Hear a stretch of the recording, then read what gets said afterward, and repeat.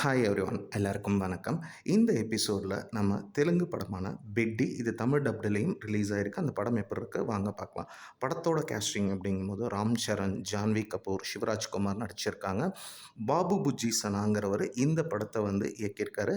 AR Rahman music compose பண்ணியிருக்காரு. Rathnavelu cinematography handle பண்ணியிருக்காங்க. பெட்டி படத்தின் கதை அப்படிங்கும்போது படம் துவங்குறது 2016. அதாவது ஒரு ஸ்போர்ட்ஸ் அஃபேர் மினிஸ்டர் ஸ்போர்ட்ஸில் நம்ம 67வது இடத்துல இருக்கோன்ட்டு சொல்லி ஸ்போர்ட்ஸ் அத்தாரிட்டி எல்லாத்தையும் கூப்பிட்டு கண்ணாபின்னான்னு திட்டுறாரு. இது இப்படியே கண்டினியூ ஆச்சுன்னா இந்த ஃபண்ட்ஸை வேறு எதுக்காவது யூஸ் பண்ணிடுவோம், இந்த ஸ்போர்ட்ஸ் அத்தாரிட்டியை க்ளோஸ் பண்ணிடுவோங்கும் போது அப்போ அதில் ஒரு ஸ்போர்ட்ஸ் அத்தாரிட்டி ஆஃபீஸராக யார் இருக்காங்கன்னா பொம்மன் இரானி இருக்கார். அவர் ஒரு இடத்துக்கு ட்ராவல் பண்ணுறாரு. இந்த ஸ்போர்ட்ஸை வலுப்படுத்தணும், நம்ம நிறைய ஒலிம்பிக்கில் கோல்டு மெடல் ஜெயிக்கணுங்கிறதுக்காக ஒரு ட்ராவலில் போகிறாரு. அப்படி ட்ராவலில் போகும்போது ஆந்திரா பகுதியில் ஒரு இடத்துல பார்த்திங்கன்னா ஸ்போர்ட்ஸுக்கான செலெக்ஷனுங்கிறது நடக்குது. அப்போ எல்லாருமே எந்த மாதிரி பிளேயராக வரணும் அப்படின்னா பெட்டி பெட்டி அப்படின்னு சொல்கிறாங்க. ஸோ இப்போ பொம்மன் இரானிக்கு யார் இந்த பெட்டி, ஏன்னா நிறைய பேர் டெண்டுல்கர் தோனின்லாம் சொல்கிறாங்க, யார் இந்த பெட்டின்னு சொல்லி கேட்குறாரு. அப்போது அந்த பகுதியில் குமரையான்னு ஒருத்தர் இருக்கார். அவர் பெட்டி இருக்கிற இடத்துக்கே இந்த பொம்மன் இரானியை கூட்டிகிட்டு போகிறாரு. அப்போது பெட்டியோட கதையை பற்றி சொல்கிறாரு. அப்படி இருக்க கதை எங்கே போகுதுன்னா 1990க்கு போகுது. அப்போ பெட்டி இருக்கக்கூடிய பெட்டிங்கிறது தான் ராம் சரண். ஸோ அவர் இருக்கக்கூடிய கிராமத்தில் கிட்டத்தட்ட ஒரு 1800 மக்கள் வாழ்கிறாங்க. இவங்க எல்லாமே சக்கரை பாகில் அடிமைக்கு வேலை செய்கிறாங்க. அதாவது குறைந்த கூலிக்கு வேலை செய்யக்கூடிய ஒரு ஆளுங்களாக இருக்காங்க. அப்படி இருக்க பெட்டிக்கு நல்ல ஸ்போர்ட்ஸ் கிரிக்கெட்லேயே அதாவது இந்த விஜயநகரம் சுற்று வட்டாரத்தில் கிரிக்கெட் மேட்ச் நடந்துச்சுன்னா இவரை ஹையர் பண்ணி தான் மேட்சே ஜெயிப்பாங்க. அந்த அளவுக்கு ஸ்போர்ட்ஸை நல்லா விளையாடக்கூடிய பர்சன் தான் பெட்டி. அப்படி இருக்க பார்த்திங்கன்னா இவங்க இருக்கக்கூடிய பகுதி வழியாக ட்ரெயின் போகும். அந்த பகுதியில் 30 வருஷமாக ட்ரெயின் அந்த கிராமத்தில் நிற்கணும். ஏன்னா இவங்க அந்த ஊர் இருக்கிறதே இந்தியன் கவர்மெண்ட்டுக்கு தெரியாத அளவுக்கு இருக்குது. அப்படிங்கும்போது அந்த கிராமத்தை சேர்ந்த ஜெகபதி பாபு 30 வருஷமாக அந்த ஊரில் ட்ரெயின் நிற்கணும். காரணம் என்னென்னா, அதாவது அடுத்த கிராமத்துக்கும் இவங்களுக்கும் இவ்வளோ இடைவேளை இருக்குது. அப்படிங்கும்போது நம்ம எல்லாருக்குமே இந்த ட்ரெயின் நின்றுச்சுன்னா ஒரு ஐடென்டிட்டி கிடைக்கும். அதுக்காக அவர் போராடிட்டு இருக்காரு. அப்படி இருக்க இனிஷியலி அதாவது ராம் சரணுக்கு பெருசாக அதெல்லாம் இன்வால்மெண்ட் இல்லைனாலும் ஒரு சில சம்பவங்கள் அங்கே அரங்கேறுது. அதுக்கப்புறம் பார்த்திங்கன்னா தன்னோட ஊருக்கு ஒரு ஐடென்டிட்டி வேணும். அப்படிங்கும்போது இவர் கையில் என்ன இருக்குது, இவர் நல்லா விளையாடக்கூடிய ஒரு விளையாட்டுன்னு எடுத்தால் நல்லா விளையாடக்கூடிய திறன் படைத்த ஒரு ஆளாக இருக்கார். அப்படி இருக்க கதை எப்படி நகருது அப்படின்னு பார்த்திங்கன்னா, இவரோட ஸ்போர்ட்ஸை வச்சு இவங்க கிராமங்கிறதே இந்திய தேசத்துக்கு ஒரு ஐடென்டிட்டி இல்லாமல் இருக்கும்போது அந்த ஐடென்டிட்டியை இவர் கொண்டு வந்தாரா. அதே மாதிரி ஜெகபதி பாபு 30 வருஷமாக இங்கே ட்ரெயின் நிற்கணுங்கிறதுக்காக போராடுறாரு. அப்படிங்கும்போது அந்த கிராமத்தில் ட்ரெயின் நின்றுச்சா, இவங்க எல்லாத்துக்கும் ஐடென்டிட்டி கிடைச்சிச்சா, அதை ராம் சரண் வாங்கி கொடுத்தாரா இல்லையா, இதுதான் படத்தின் மீதி கதையாக இருக்குது.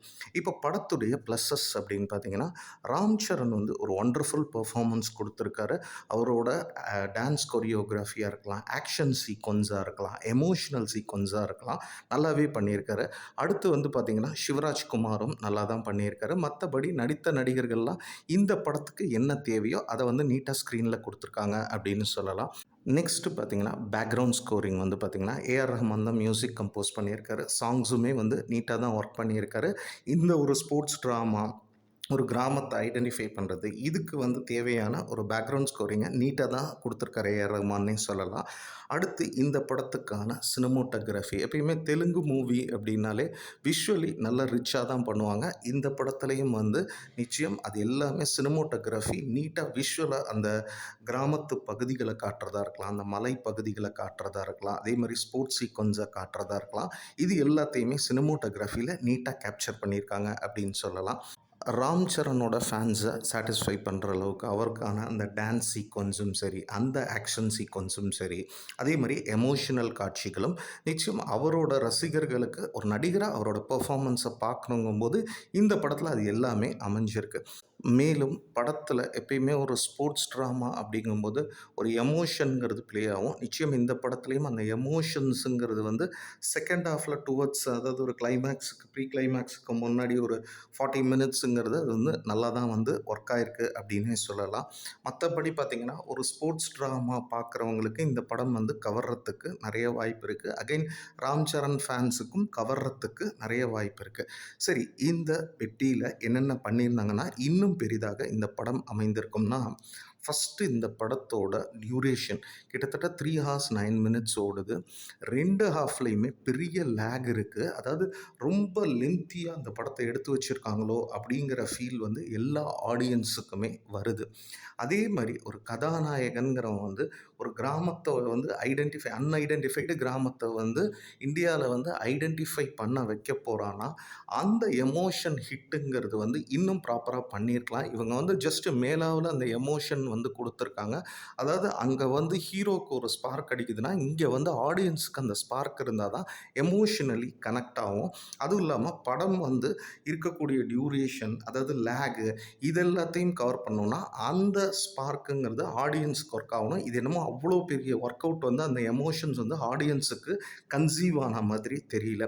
அடுத்து இந்த படத்துக்கு ஒரு மெயின் கொஸ்டின் என்ன அப்படின்னு பார்த்தீங்கன்னா, ஹீரோயின் தேவையா? இல்லையா? அட்லீஸ்ட் அவங்க வர்ற காட்சிகள ரிமூவ் பண்ணியிருந்தா கூட, ஒரு 30 மினிட்ஸ் வந்து படம் வந்து நமக்கு சேவ் ஆயிருக்கும். நம்மளோட லென்த் வந்து அவ்வளோ தூரம் போயிருக்காது. ஏன்னா, அவங்க கதாபாத்திரம் இந்த படத்தில வந்து எந்த விதமான ஒரு இம்பேக்ட்டுமே இல்ல. சும்மா சாங்ஸுக்கு வந்து போற மாரி தான் இருக்குது. அத வந்து ஸ்கிப் பண்ணியிருக்கலாம். இன்னொன்னு ஒரு ஸ்போர்ட்ஸ் ட்ராமா அப்படின்னு சொல்லும்போதே, கதை வந்து ஒரு ப்ரெடிக்டபிளா தான் நகரும். அப்படிங்கும்போது, அத வந்து எப்படி சீன்ஸ வச்சு எலிவேட் பண்ணி இன்ட்ரஸ்டிங்கா கொண்டு போயிருக்காங்க அப்படிங்கிறது ரொம்ப முக்கியம். இந்த படத்தில அந்த அளவுக்கு நமக்கு வந்து இன்ட்ரஸ்டிங்கா அந்த கதைய வந்து சொல்லல. அடுத்து அதாவது படத்தின் நாயகன் வந்து ஃபர்ஸ்ட்டு வந்து கிரிக்கெட்ல வந்து காட்டுறாங்க. அதுக்கப்புறம் வந்து பார்த்தீங்கன்னா, ரெஸ்லிங்கு, அதுக்கப்புறம் ரன்னிங் ரேஸு. ஸோ இந்த மாரி போகும்போது எந்த ஸ்போர்ட்டுக்குள்ளேயுமே நம்மளால வந்து அவர வந்து வச்சு பார்க்க முடியல. அதுவுமே கொஞ்சம் வந்து நமக்கு லேக வந்து தருது. ஒரு பாயிண்ட்லலாம் ஐயோ! படத்த முடிச்சு விட்டுருங்க, போதும்டா சாமி அப்படிங்கிற அளவுக்கு தான் எடுத்து வச்சிருக்காங்க. இதெல்லாம் கவனம் செலுத்தியிருந்தாங்க அப்படின்னு பார்த்தீங்கன்னா, நிச்சயம் இந்த படம்ங்கிறது இன்னும் பெரிதாக அமைந்திருக்கும் அப்படின்னே சொல்லலாம். ஓவராலா பெட்டி படம் எப்படி இருக்கு அப்படின்னு பார்த்தீங்கன்னா, அதாவது ஒரு நாயகன் அவங்க ஊர் வந்து இந்திய வரைபடத்திலேயே தெரியாத இருக்கும்போது, அவர் கையில இருக்கிறது ஒரு ஸ்போர்ட்ஸு. அந்த ஸ்போர்ட்ஸ வச்சு அந்த ஊர வந்து அவர் ஐடென்டிஃபை பண்ணாரா? அதே சமயம் ஸ்போர்ட்ஸ்ல அவர் எந்த அளவுக்கு அச்சீவ் பண்ணாரு? இது எல்லாத்துக்கும் ஆன்சர் குடுக்குற ஒரு படம் தான் வந்து பெட்டி. இத வந்து அதாவது ராம் சரண் ஃபேன்ஸுக்கு வந்து ஸ்லோனஸ தாண்டி போனீங்கன்னா, ஒரு ஒன் டைம் வாட்ச் ஆவரேஜ் படமாவும், ஸ்போர்ட்ஸ் ட்ராமா பார்க்கக்கூடிய பெர்சனா இருந்தாலும், அவங்களுக்கும் இது வந்து ஒரு ஒன் டைம் ஆவரேஜ் ஸ்போர்ட்ஸ் ட்ராமாவாக, மத்தபடி ஒரு ஜென்ரல் ஆடியன்ஸா நம்ம பார்த்தோம் அப்படின்னா, ஒரு ஆவரேஜ் படமாகத்தான் இந்த பெட்டி அப்படிங்கிறது முடியுது. படத்தோட சென்சார் சர்டிஃபிகேஷன் அப்படின்னு எடுக்கும்போது, யுஏ சர்டிஃபைடு தான். இத மைண்ட்ல வச்சுட்டு பாருங்க. இந்த படம் வந்து தெலுங்கு லாங்குவேஜ் படம். அந்தந்த ஊர்கள்ல, அந்தந்த ஸ்டேட்ல வந்து அந்தந்த லாங்குவேஜஸ்ல டப்டு வெர்ஷனாவும் ரிலீஸ் ஆயிருக்கு. மேலும் ஒரு புதிய திரை விமர்சனத்தில உங்கள வந்து சந்திக்கிறேன். நன்றி, வணக்கம்.